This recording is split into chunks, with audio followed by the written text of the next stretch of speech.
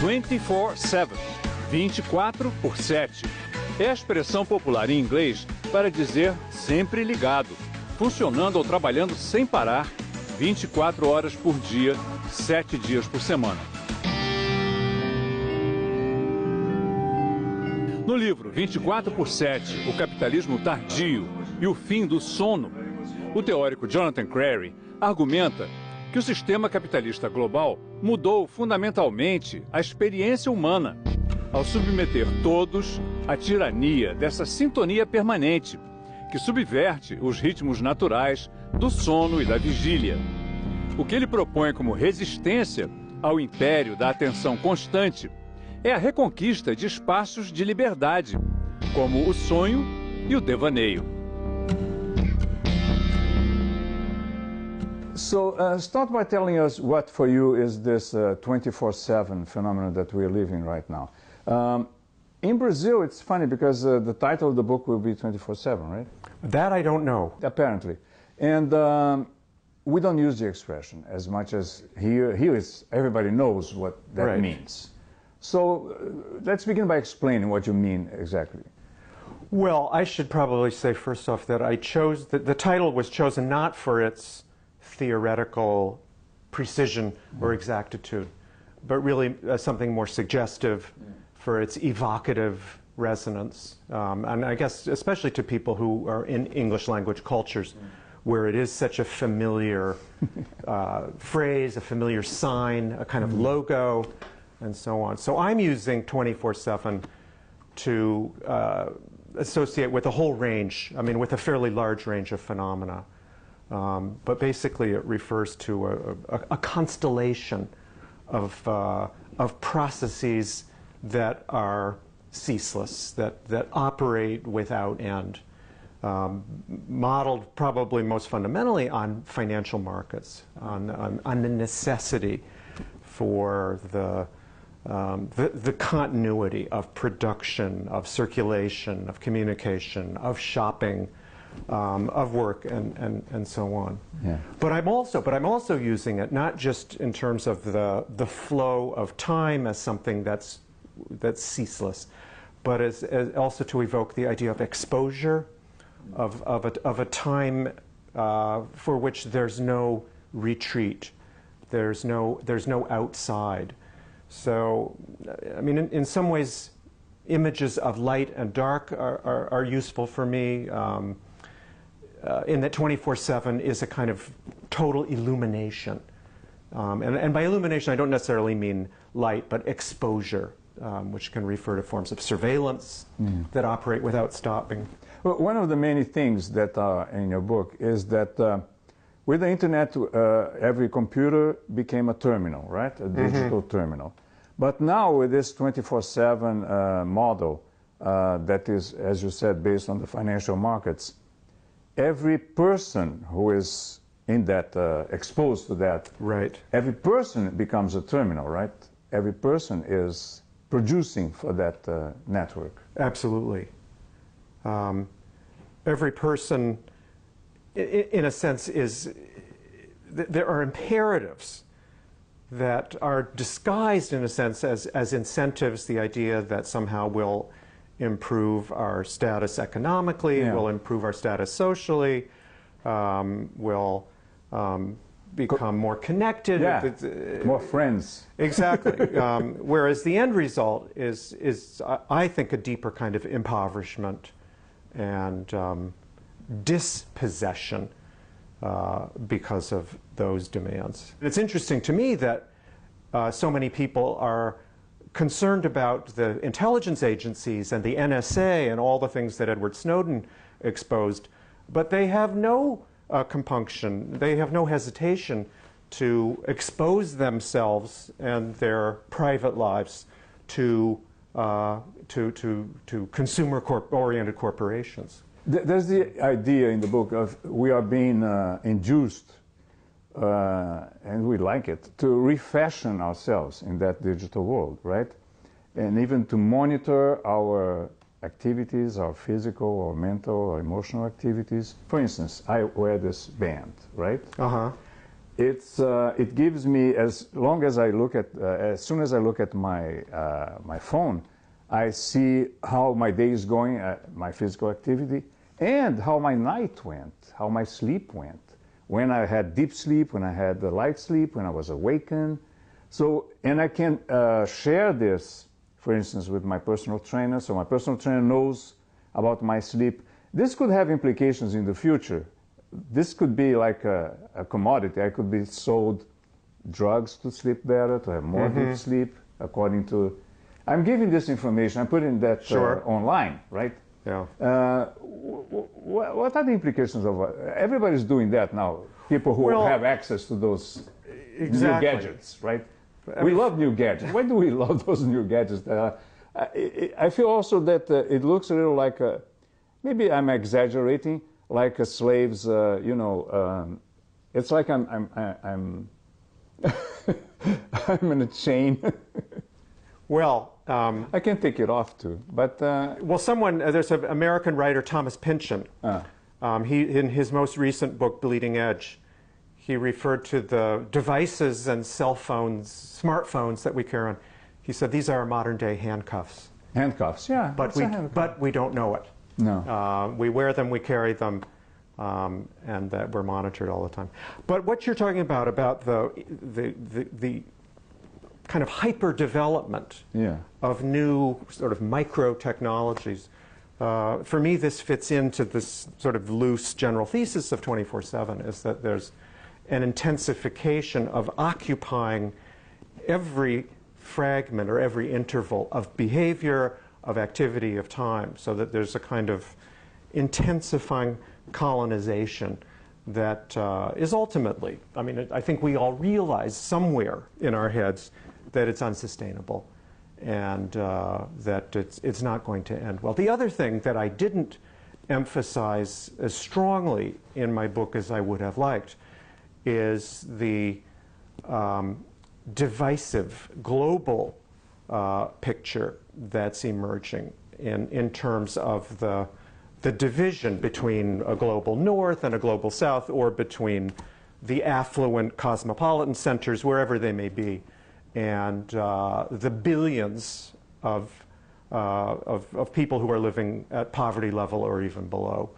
And I don't think anyone who's using all these devices apparently with satisfaction or some kind of gratification truly believes that there will ever be a egalitarian distribution of material technological culture globally. I think there's a way in which we've kind of accepted the fact of global inequality and are basically living with blinders, and we're not attuned to the kind of collision and conflict that is ahead of us. I mean, it's partly the fact is that there's no possible way, and I don't think there's any economist or a sociologist or politician who can believably assert that we will be able to raise global living standards to those that are currently in the West. I mean, I'm basically saying something very obvious, but I think that the spread and the kind of complexification of what we see as technological culture is exclusively going to be restricted to consumers in the affluent sectors of the globe. And I mean, the very smartphones and laptops and tablets that we all carry around are, I mean, here again, I'm stating something we all know, are based on the extraction of minerals, of natural resources, many of which are in Africa, Southeast Asia, and so on. So that it's based on a larger global process of dispossession, extraction, and impoverization, which no one really wants to face that. I mean, we say, oh, well, we'll try to get our so-called rare earth minerals. We'll do it responsibly. We won't exploit the people. But in fact, that's not really going to happen. And it's causing ecological devastation. So it's not an optimistic, rosy future. No.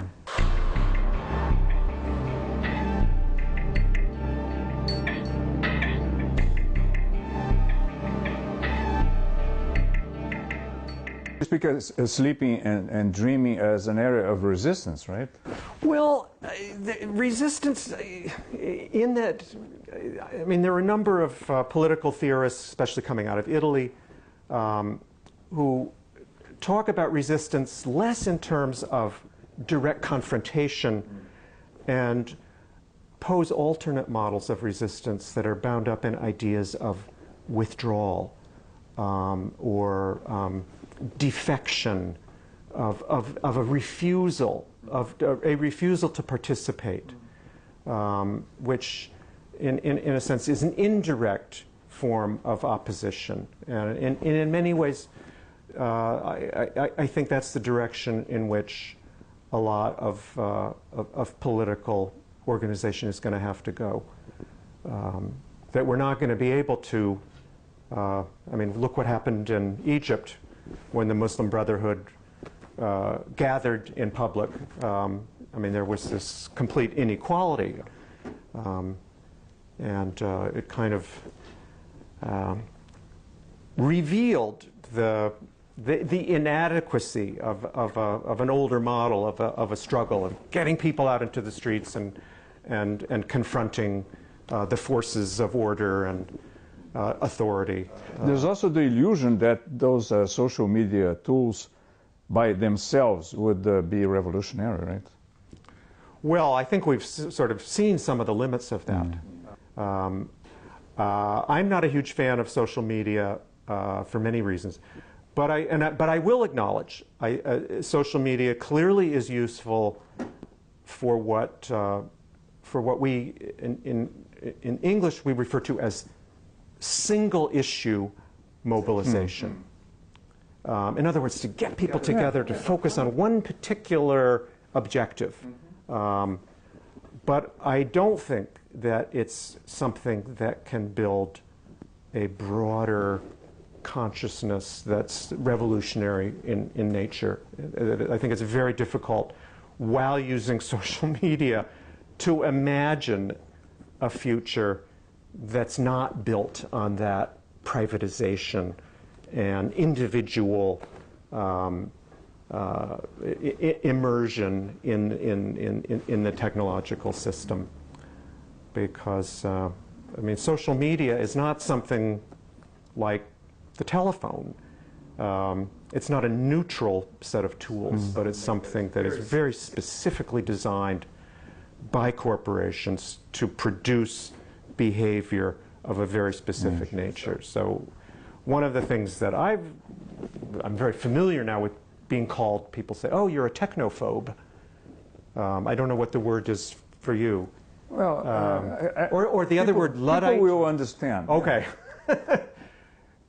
You know, to say that I'm a technophobe, that I'm against technology, is ridiculous. I mean, you know, if one accepts the genuine nature of what technique, of what technology is, it's just that's part of our lives.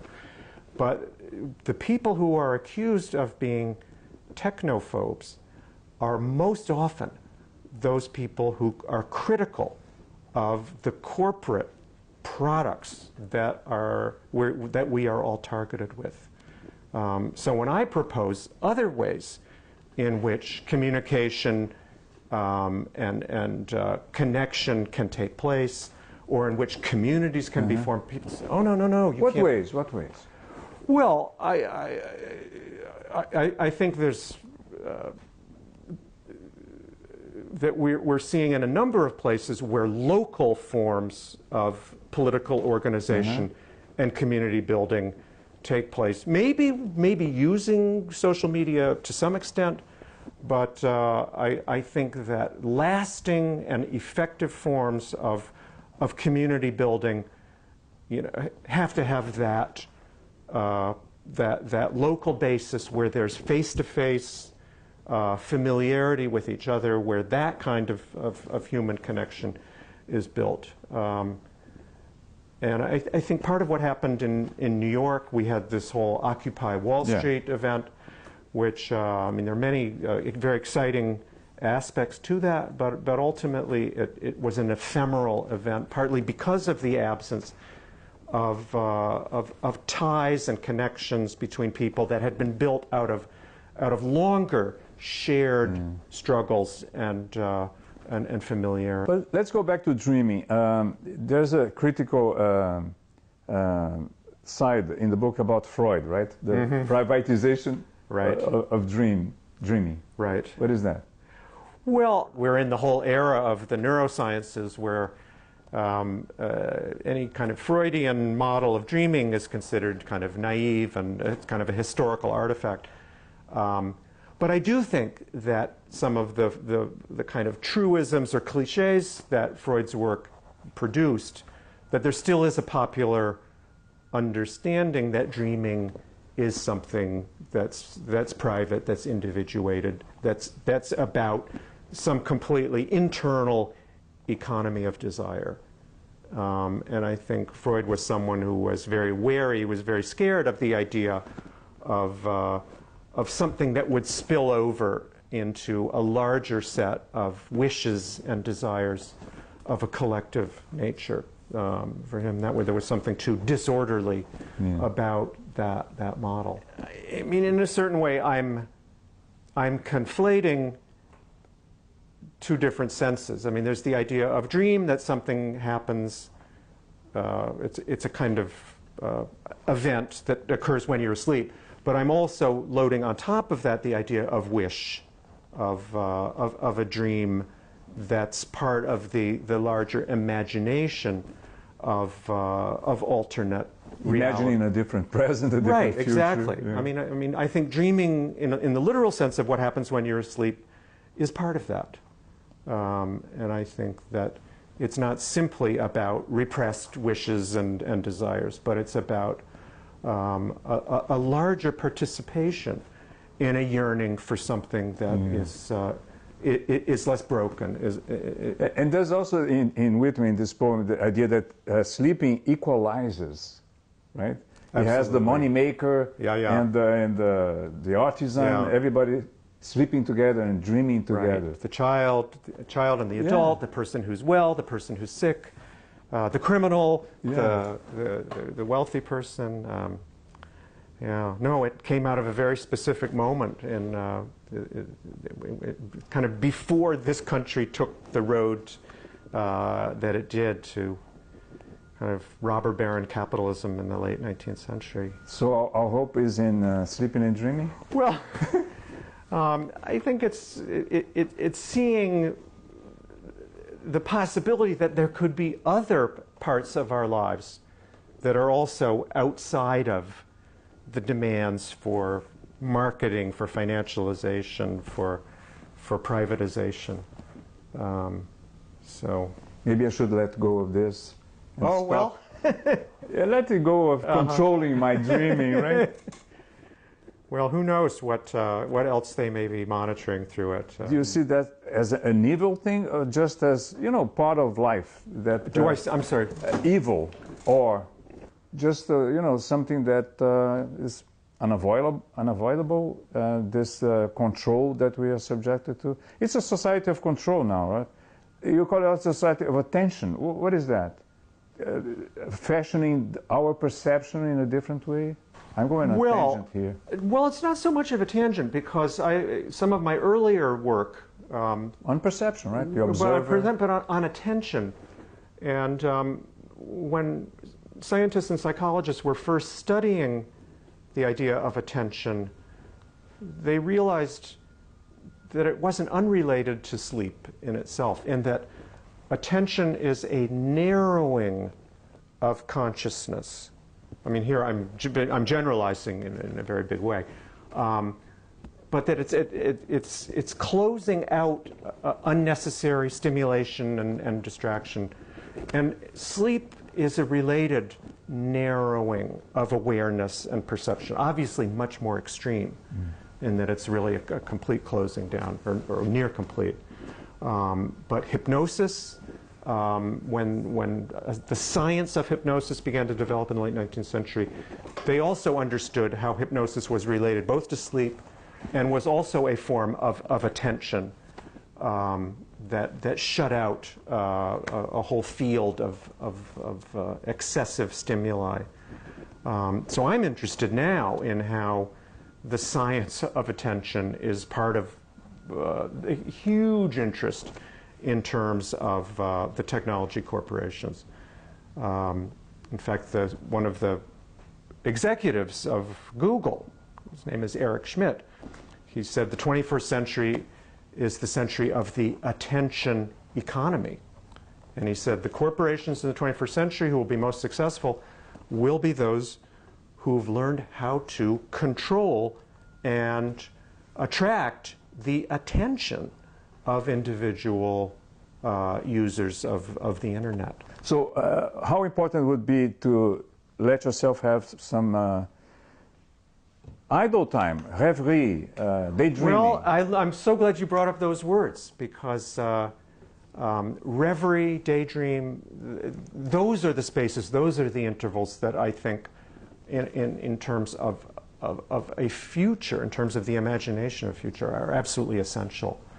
So I'm worried about the kids that I see today for whom there are no spaces, there are no intervals of time where they can even begin to understand what reverie is, where they can just be alone with. I think there's a way in which they're made uncomfortable by those moments of disconnection. They are given drugs for that. That's true. I mean, that's a whole other topic, is the whole pharmacology of 21st century consumer society. So. But we don't have time for that. Okay. Thank you very much. Well, thank you.